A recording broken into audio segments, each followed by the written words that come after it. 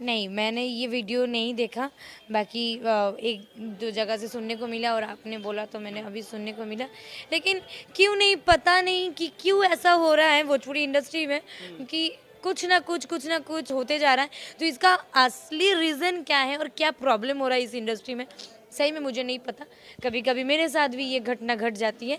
लेकिन क्या है, मैं हमेशा एक ही चीज़ बोलती हूँ, जो भोजपुरी सुनने वाले हैं, जो प्यार देने वाले हैं और इंडस्ट्री से जुड़े हुए सारे लोगों को एक ही चीज़ बोलना चाहती हूँ, प्लीज़ भोजपुरी से प्यार कीजिए और दिखावटी नहीं, दिल से कीजिए। है ना, यहाँ पे अच्छे काम करने वाला जो मेहनत करता है ना, उसको जो मेहनत से अपना रंग लाना चाहता है, उसको वो मेहनताना नहीं मिलता है, नहीं मिलता है, वो चीज़ नहीं मिलता है। काफ़ी कम लोग हैं कि इस चीज़ को समझते हैं।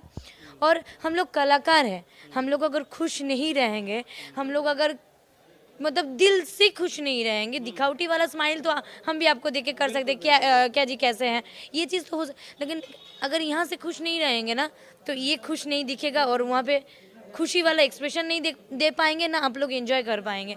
तो क्या है ना कहीं कलाकारों को वो आज़ाद, दिल से आज़ाद रहने का मौका मिलना चाहिए और दिल से काम करने का मौका देना चाहिए। रोलिंग। Music action. मेकअप करते रहो। काम करना। आप बैठे रहिए सर, बैठे रहिए आप। अब क्या बैठे रहिए।